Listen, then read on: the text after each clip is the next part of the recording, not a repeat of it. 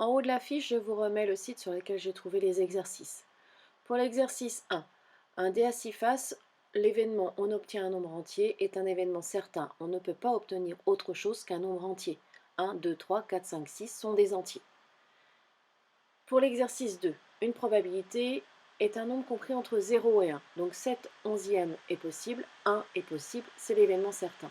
Mais 1,002, non, et moins 0,35, non, ce n'est pas compris entre 0 et 1. Pour la troisième question, on me demande de faire l'événement contraire à l'événement A. Si l'événement contraire a pour valeur 3 septièmes, l'événement A a pour valeur 4 septièmes, puisque la somme des deux probabilités doit me donner 1. Pour la question 4, faites très attention, elle n'est absolument pas du niveau 3e, elle est du niveau lycée. Les événements incompatibles ne sont pas du niveau 3e. Maintenant, en donnant du sens par rapport au mot français, vous êtes capable de faire la question. C'est impossible, c'est incompatible d'avoir obtenir 2 et obtenir un nombre impair en même temps. Juste une petite parenthèse, quand on va parler d'événements contraires, l'événement contraire à obtenir 2 est soit obtenir 1, 3, 4, 5 ou 6, ou alors ne pas obtenir 2.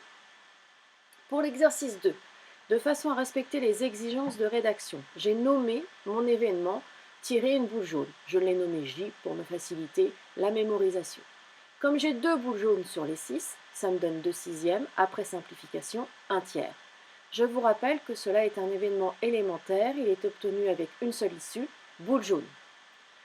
Pour la question 2, c'est pareil, je nomme mon événement tirer une boule rouge R, il n'y a qu'une seule boule rouge sur les 6, et c'est encore un événement élémentaire. Faites très attention à votre rédaction.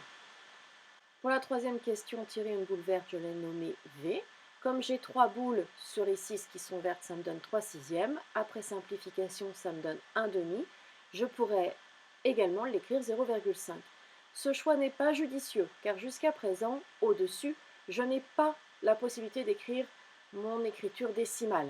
Donc il est beaucoup mieux de garder 1 demi plutôt que d'écrire en écriture décimale, alors que avant et même après, je garde les fractions. Donc gardez également la fraction dans la question 3, restez logique. Pour tirer une boule rouge ou verte, je vais avoir 4 boules qui vont me permettre de réaliser cet événement.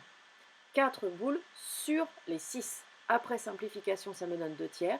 Et faites très attention, ce n'est pas un événement élémentaire, car il y a 2 issues qui réalisent cet événement, soit rouge, soit vert. Pour l'exercice 3, c'est une lecture de tableau. Il va falloir que vous fassiez attention sur quel nombre vous travaillez. Pour la première question, on vous dit que sur tous les élèves du collège, on rencontre un élève. Quelle est la probabilité d'obtenir une fille? C'est la totalité des élèves, c'est 70, il y a 35 filles. Après simplification, ça va me donner un demi, c'est-à-dire 0,5. Même remarque que l'exercice précédent, comme après je vais avoir des fractions, il ne faut pas que j'utilise 0,5 mais que je reste avec un demi. Pour la question 2, on me dit que cette fois-ci je rencontre un élève de la 6e 2. Je ne suis plus sur la totalité des 70 élèves de 6e du collège. Je suis sur les 23 élèves de la 6e 2. Parmi ces 23 élèves, j'en ai 10 qui sont des garçons. Donc la probabilité d'avoir un garçon de la 6e 2 est de 10 sur 23. Pour la question 3, je ne rencontre plus un élève de 6e 2, mais un garçon. J'ai 35 garçons de 6e dans le collège. Il y en a 15 qui sont de la 6e 1. Donc la probabilité d'avoir un garçon de la 6e 1 est de 3 septièmes après simplification. Faites très attention à vos phrases.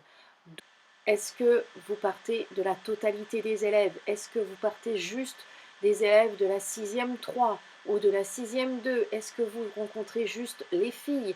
Lisez bien vos questions. Question 1, on rencontre un élève de 6e. On est sur les 70 élèves. Question 2, si on rencontre un élève de 6e 2, on est donc sur 23 élèves. Question 3, si on rencontre un garçon de 6e, on est donc sur 35 garçons.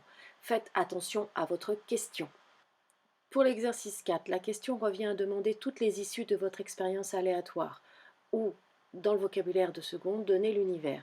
Le dé est à 4 faces et vous devez additionner les résultats obtenus, ce qui vous donne comme issue 2, 3, 4, 5, 6, 7 ou 8. Pour l'arbre que l'on vous demande à la question 2, on vous demande un arbre des possibles. Donc vous n'allez pas mettre la probabilité sur les branches. Vous allez juste mettre la possibilité des issues. Je vais réduire le zoom pour que vous puissiez voir tout l'arbre des possibles d'un seul coup. Vous avez donc au premier lancer les possibilités 1, 2, 3, 4. Au deuxième lancer, vous avez encore la possibilité d'obtenir 1, 2, 3, 4. Et quand on fait la somme sur la première branche, ça va vous donner 2. Sur la deuxième branche, ça va vous donner 3, etc. Remarquez que j'ai déjà fait la somme de mes résultats dans ma dernière colonne. Il y a donc 16 résultats possibles. J'ai dans ces résultats-là qu'une seule façon d'obtenir le 2.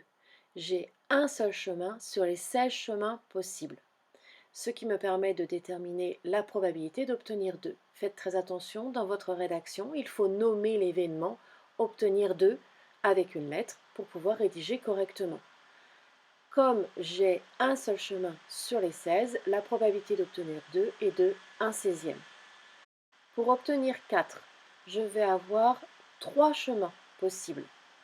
1 plus 3 qui me donne 4, 2 plus 2 qui me donne également 4, et 3 plus 1 qui me donne 4. Donc 3 chemins sur les 16, ce qui me donne une probabilité de 3/16. N'oubliez absolument pas de nommer vos événements pour avoir une rédaction correcte.